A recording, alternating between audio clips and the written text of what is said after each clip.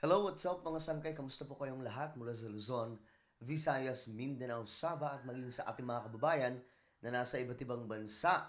Kamusta din po lahat ng mga solid sangkay na lagi pong nag-aantabay. Maraming salamat po sa inyong lahat. So ito mga sangkay, pag-usapan po natin itong planong kasuhan ng mga kontrabida sa gobyerno. No, yung laging mga toxic mag-isip pagdating po kay President BBM, kay Mayor Inday Sara, kay President Duterte. Ngayon mga sangkay, meron po pinaplano na nakasuhan mga sangkay. So yan po ang pag-uusapan natin ngayon. Anyway, bago po tayo magtuloy-tuloy, gawin po muna ng lahat ang pinakamahalagang batas ng mga solid sangkay dito sa Sangkay Janjan TV. Ito ay ang ilike ang video na to bago po tayo magsimula o bago nyo po ipagpatuloy ang panonood sa ating video. Napakadali lamang po niyan mga sangkay. I-like lamang po sa ibaba. I-check nyo lamang po sa ibaba kung na-like nyo na at kung hindi pa, alam nyo na po ang dapat gagawin. So ito mga sangkay, banata na po natin itong pag-uusapan po natin. Ito, nakita ko itong balitang to Ayan. Sara Duterte. Ang kampo daw po ni Sara Duterte looking to file cases versus users saying she rides presidential chopper every day.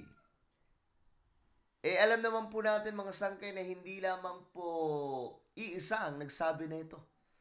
Ng mga dilawan, marami po. Marami sa mga dilawan ang nagsabi. Now then, makikita po natin dito, ayan, mga sangkay, medyo idinikit lamang po ito. Pero, isa daw po ito sa nagsalita. Ayan, itong Jerry na to. Sabi po niya dito, ito yung Bill 412, the same chopper na pinapahiram ni BBM kay Sara para ihatid si VP sa kung saan ang mga anak niya to back them to bed. Nako, mga sangkay, eto na nga bang sinasabi ko. Ilang beses na po ginagawa ito ng mga dilawan na gumawa po ng kwento, sariling kwento, para po magkaroon po ng kunwari paninira o katuturan ng kanilang sinasabi, pero paninira lang naman pala sa mga nakaupo. Lalong-lalo na po, may nahihirapan po sila ngayon dahil nga po, mahirap na po sila makabalik dahil puro lang naman po sila kalokohan. At itong iilang mga dilawan, mga sangkay na naggagalaite sa ating presidente, kay BBM, at kay Mayor Inday Sara, panay po ngak-ngak. No? So, eto, mga sangkay, paano to? Itong mga dilawan na nagsalita kay Mayor Inday Sara, alam nyo, kung si BBM kayang-kaya po nilang balahurain dahil hindi naman po bumabanat, dahil hindi naman po nagre-reply, hindi po gumagante, itong si Mayor Inday Sara o VP Sara, nasanay kasi akong mayor no? Itong si VP Sara, mga sangkay, eto na. Nagsalita na, ito po yung hindi nila kaya. Nabanat-banatan lamang si Vice President Inday Sara. Dahil talagang kapag mali ka at nakitaan nyo ng butas ng ating Vice Presidente, may kalalagyan ka talaga. So ito mga sangkay, plano na daw po kasuhan. Tuloy natin ang basahin ito. Average operating cost, $2.193 US dollar per hour or 125,000 kada oras. Sa peso na ito mga sangkay na kinonvert nila. Nako. Ayan no. Ang cost daw po is 2,193 per hour or 125,000 kada oras. Tama nga, mayaman ang Pilipinas. Di nga lang mga mamamayan ang nakikinabang. Nako po. May isa pa po akong nakita na nagsalita po laban kay Mayor Inday Sara, yung isa pong dilawang vlogger na naggagaling-galingan, mga sangkay. Nako, baka magbura yun. No, baka tablan po yun ng takot ngayon dahil nga makikita po nila na ang kampo ng ating Vice Presidente magte-take ng legal action. Ito, mga sangkay, tinitingnan na daw po kung magpo-file sila ng kaso laban po sa mga dilawan na nagsasabi po na gumamit itong si Mayor Inday Sara sa isang chopper na pinahiram daw po ni President Bongbong Marcos.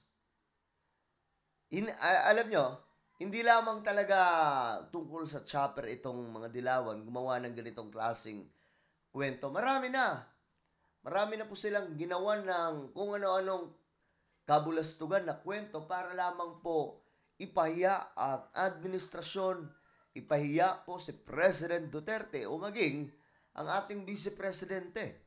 Malamang sa malamang, ito na po ang target talaga nila ngayon, si PBBM at VP Sara.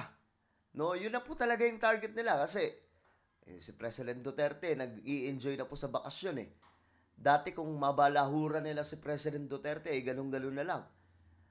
'Di ba? Naalala niyo yung nagbanta kay President Duterte na ang nangyari, mga sangkay, pinadampot.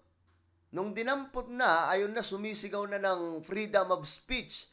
Kaya nga lang, kahit naman anong klaseng sigaw pa niya, matindi po yung kanyang ginawa, ayun, nadampot pa rin.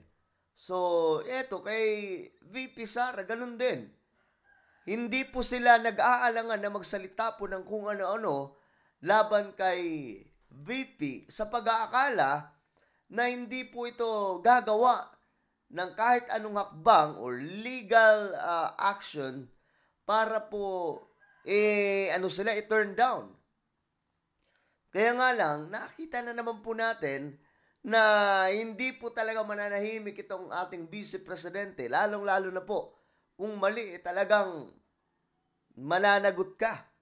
So, ibang-iba po ito kay President BBM. Kung sabi pa nga po ng iba, mga sangkay, na kung ang ating Pangulo, ang dali lamang po nila mabalahura, hindi po gumagante, wala pong reply. Ito, si VP Sara, iba. Talagang madadali ka once na nagkamali ka ng sinabi laban sa kanya.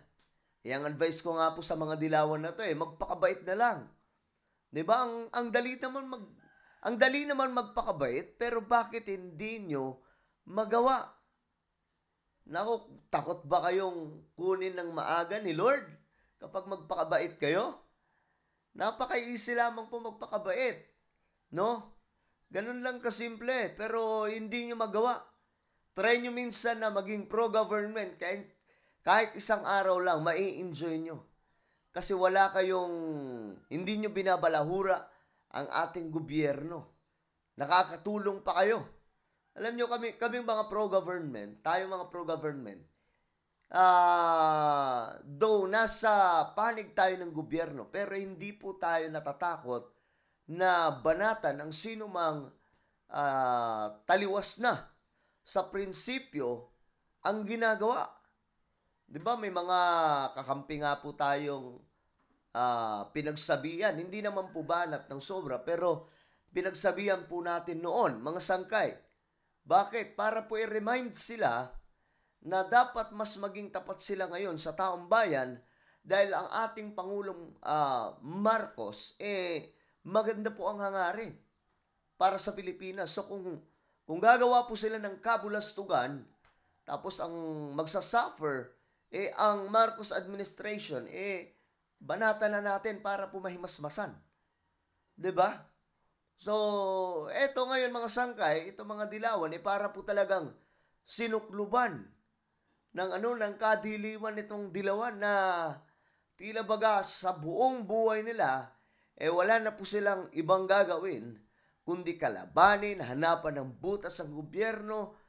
Paano kayo mananalo niyan kung ganyan yung prinsipyo nyo?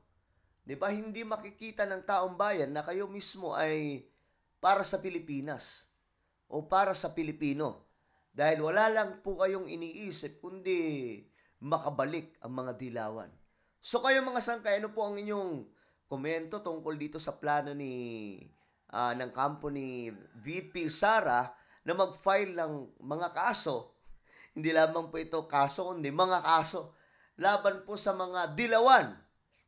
Okay, hindi lamang po isang dilawan ito, marami po sila na gumawa po ng kwento tungkol po sa paggamit daw po ng presidential chopper every day. So maraming salamat sa inyong panonood. Just comment down below. Ako na po ay magpapaalam. Lagi niyo pong tatandaan that Jesus loves you. God bless everyone.